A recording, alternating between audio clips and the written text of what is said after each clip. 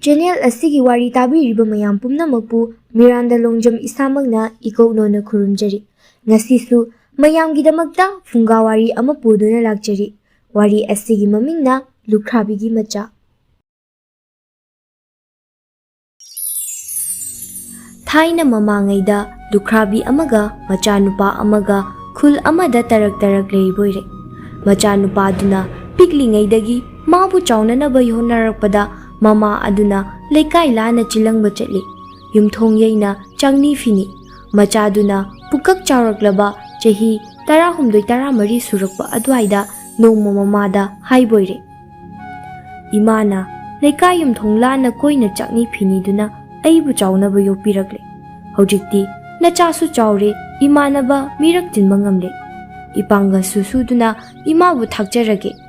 Imana nga phanaba khoi amata leibiyune. Machagi wahai asi tabada mama kaithelda chatlaga nga phanaba khoi ama leibiri. Khoijai khoirina chingba sembiraga machada pibiri. Machana mamanaba singa loinana numit khudingi turelda chattuna khoi chopada cheng tungol amamom faduna maduna mama macha chara nong khangnara boire. Nongmagi numiti khoi chobliba Lukhrbi Macha asi nga amata phadredo. Nga fabagi mahutta turelda tautharakpa angakpa fangna fajaraba lei ama magi khoida thuraboire. Lei asi asuki matik phajai. Uruba mi pumnamak ngawbagi matawgumi. Manam namlubada ahal oirambadu naha oli. Lukhrbi Machana lei adu la amada cheksina yomsilaga mayumda puduna mamada pirure. Mamana Ibungo masigi lei asidi onthokna fajakre achamba lei nate lairabi ima ichana thamjanbada matik chade haiduna magi mabungda pikre.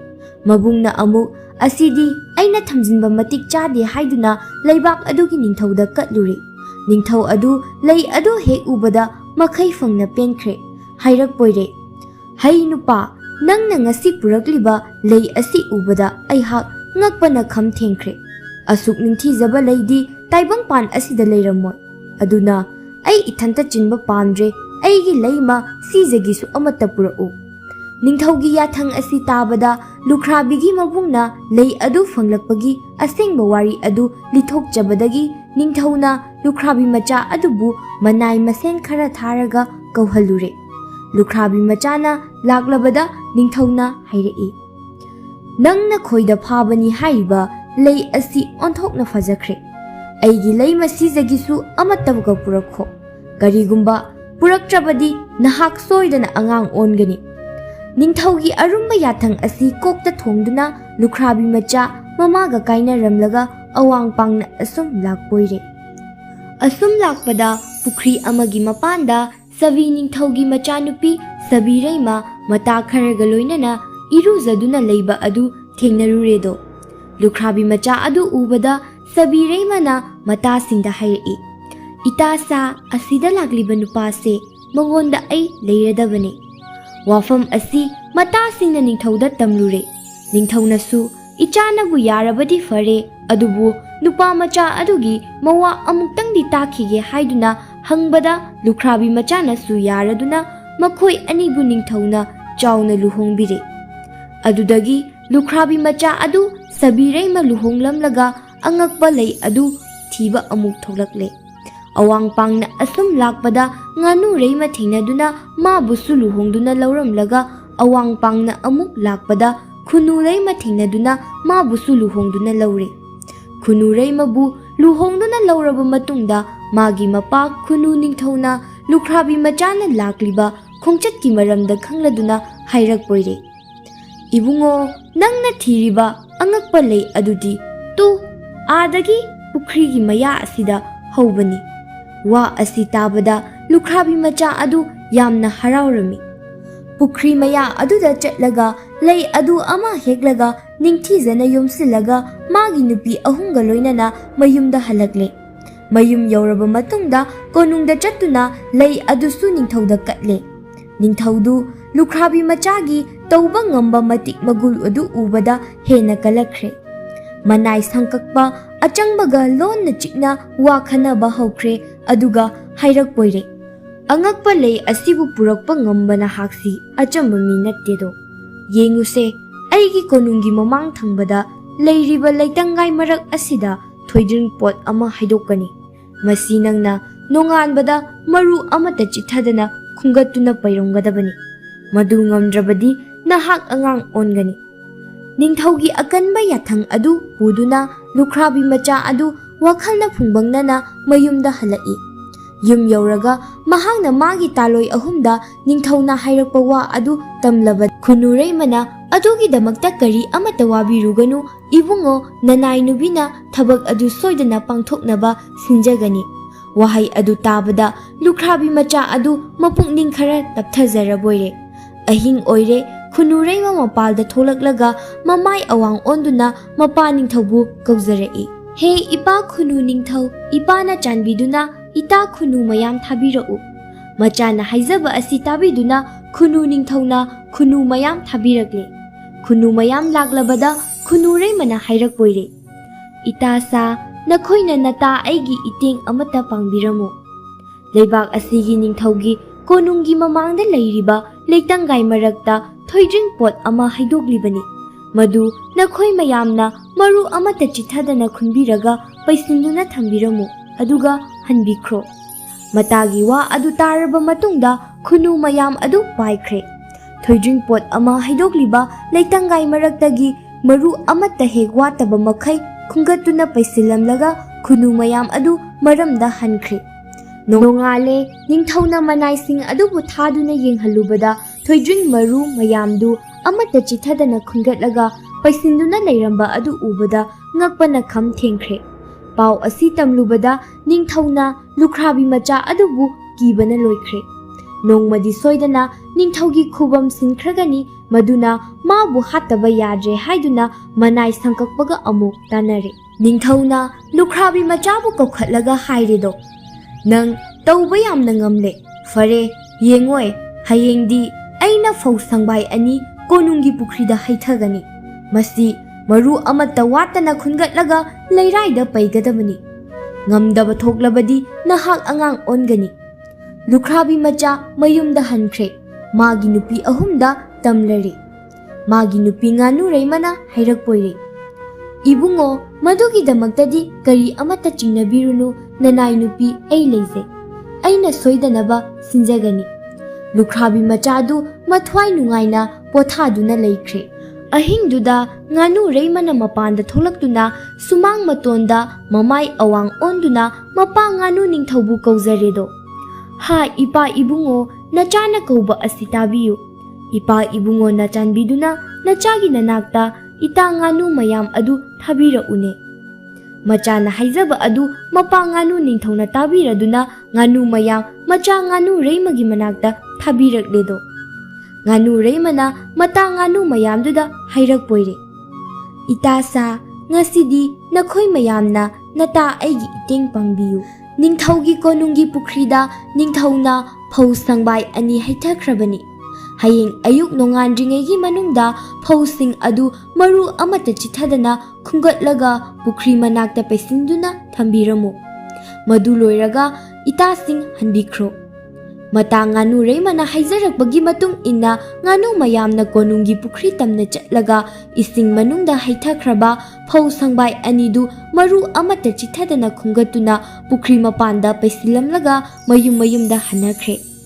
ꯅꯣꯡꯉꯥꯜꯂꯦ, ꯅꯤꯡꯊꯧꯒꯤ ꯌꯥꯍꯧ ꯉꯟꯕ ꯃꯅꯥꯏꯁꯤꯡꯅ ꯐꯧ ꯃꯌꯥꯝ ꯄꯨꯈ꯭ꯔꯤ ꯃꯄꯥꯟꯗ ꯄꯩꯁꯤꯜꯂꯝꯕꯗꯨ ꯎꯕꯗ ꯅꯤꯡꯊꯧꯗ ꯇꯝꯂꯨꯔꯦ꯫ ꯂꯨꯈ꯭ꯔꯥꯕꯤ ꯃꯆꯥꯒꯤ ꯃꯇꯤꯛ ꯃꯒꯨꯜ ꯑꯗꯨ ꯎꯕꯗ ꯅꯤꯡꯊꯧ ꯑꯗꯨ ꯍꯦꯟꯅ ꯀꯤꯔꯛꯂꯕꯣꯏꯔꯦ꯫ ꯃꯅꯥꯏ ꯁꯪꯀꯛꯄ ꯐꯠꯇꯕꯒ ꯇꯥꯟꯅꯗꯨꯅ ꯍꯦꯟꯅ ꯁꯥꯊꯤꯕ, ꯍꯤꯡꯐꯝ ꯁꯨꯡꯂꯩ ꯂꯩꯔꯔꯣꯏꯗꯕ ꯊꯧꯔꯥꯡ ꯑꯃ ꯂꯧꯇꯨꯅꯔꯦ꯫ ꯑꯗꯨꯒ ꯂꯨꯈ꯭ꯔꯥꯕꯤ ꯃꯆꯥ ꯑꯗꯨꯕꯨ ꯀꯧꯔꯒ ꯍꯥꯏꯔꯦ, "ꯍꯦ ꯅꯨꯄꯥ, ꯅꯍꯥꯛ ꯅꯇꯤꯛ ꯅꯒꯨꯟ ꯌꯥꯝꯅ ꯂꯩꯔꯦ꯫ ꯐꯔꯦ, ꯍꯟꯗꯛꯇꯤ ꯑꯩꯒꯤ ꯁꯤꯈ꯭ꯔꯕ ꯏꯄꯥ ꯏꯄꯨꯁꯤꯡꯒꯤ ꯃꯅꯥꯛꯇ ꯆꯠꯂꯒ ꯃꯈꯣꯏ ꯀꯔꯝ ꯇꯧꯔꯤꯕꯒꯦ ꯍꯥꯏꯕ ꯄꯥꯎ ꯑꯃꯠꯇ ꯂꯧꯔꯨ꯫ ꯏꯄꯥ ꯏꯄꯨꯁꯤꯡꯅ ꯂꯩꯔꯤꯕ ꯑꯁꯤ ꯂꯩꯕꯥꯛ ꯑꯗꯨꯗ ꯆꯠꯅꯕꯒꯤ ꯊꯧꯔꯥꯡ ꯄꯨꯝꯕ ꯑꯩꯅ ꯁꯤꯟꯒꯅꯤ꯫ ꯀꯣꯝ ꯑꯃ ꯇꯧꯔꯒ ꯃꯄꯥꯟꯗ ꯃꯩ ꯍꯧꯗꯨꯅ ꯊꯝꯒꯅꯤ꯫ ꯄꯥꯏꯗꯨꯅ ꯀꯨꯝꯊꯅꯕꯒꯤ ꯋꯥꯁꯥꯡ ꯑꯃꯁꯨ ꯌꯨꯡꯒꯅꯤ꯫ ꯅꯪꯅ ꯍꯣꯔꯦꯟ ꯃꯈꯥ ꯌꯧꯔꯒ ꯏꯪꯉꯦ ꯍꯥꯏꯕ ꯃꯇꯝꯗ ꯋꯥꯁꯥꯡ ꯑꯗꯨ ꯅꯣꯝꯂꯛꯎ꯫ Matam aduda mathaktagi nangna tiknaba mai haitharakani. Lukhrbi Machana khanboire. O handakti ai nanthokpham leitredana. Mathwai nungaitana mayum yauraglaga magi nupi ahunga wa tanare. Ningthaugi akanba yathangdu tarabada sabirai mana hairakpoire. Ibungo kari amata waruganu handaki sidi nanaigi saruk oizarage. Nanaina fanaba sinjage. Ahingi matam oiraglabada sabirai mana imungdagi mapanda thoklaktuna sumang matonda leplaga awang onduna mapa sabi ningthaubu kauzarakpoire. Ha ipa ibungo nachana kauzaba tabiyu. Aigi ita sabi mayamdo nachagi nanakta amukta thabirau. Machana haizaba asi tabiduna mapa ningthauna sabi mayambu machagi manakta thabirakle. Sabi mayamdu yauraglabada sabirai mana hairakpoire. Ita sa nakhoina nata aigi iteng pangbiyu. Imungi funga leirudagi konungi sumangda tauriba kom adu yauba fauba mi ama leptuna chatpa yaba makhul ama hutpiyu aduga mayam hanbikhro. Mata sabirai magiwa asi tabada sabi mayamdu leinungda mi ama leptuna chatpa janba likhun ama hutle. Aduga konungda tauriba kom aduda faugatlaga yumda hankre. Thaurang pumnamak asi loire khanglabada Lukhrbi Machagi imung adu ahingduma harauna pothaduna leiraboire. Nongale Lukhrbi Machagi asi leibak chatpagi angakpa thaudok adu yengba lakwa mina komgi akoibadu krik krik inana lepkhre.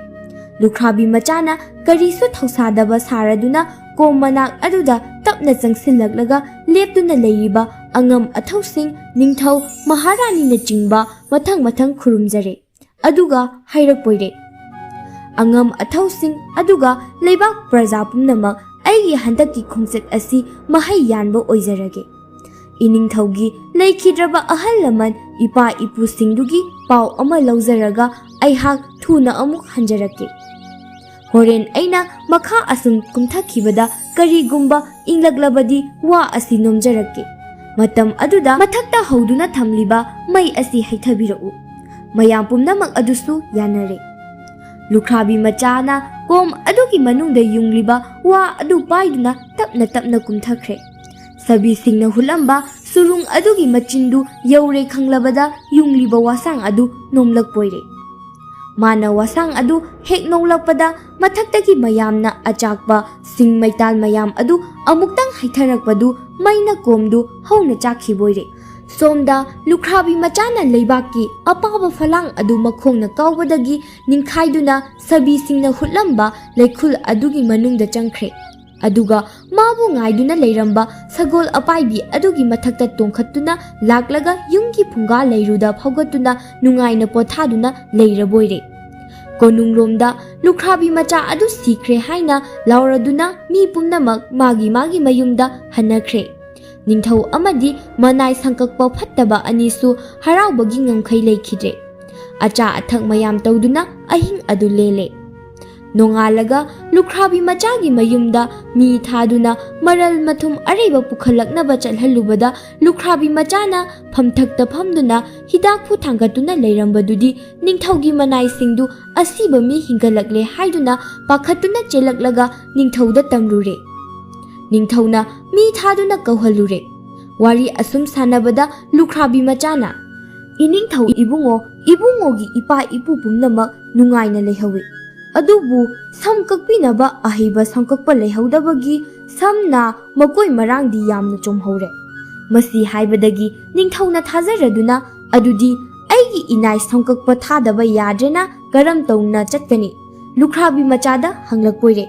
Lukhrbi Machana nanai aina chatpa adum haina chatkadabani. Masi haibadagi kom maina chingba thaurang tawre. Samkakpa dusu magi samkaknaba khulai upu adu puraduna kom manungda kumthakre. Ngaihak leiraga wasang adu nomlakpadagi mathaktagi mayamna mai haithaduna samkakpa fattaba adu kom manungda mai chaktuna sire. Samkakpa adu sikhibadagi ningthau adu mathanta laushing laktuna Lukhrbi Machaga marup sanare. Mabu phamnaiba hapiduna leibak wayal thaudada tathok chasin taunaduna nungaina pankhiboire. Ningthaudi manaigi makha poli. Manai fattabagi makha poluba mawa lauruba ningthaudo mi manghanbagi wakhalda ngaihakta pothaba phangkide. Manai fattaba maina chaktuna sikhraba ningthaudo mamaida bab taraktuna afaba ningthau oiduna panki.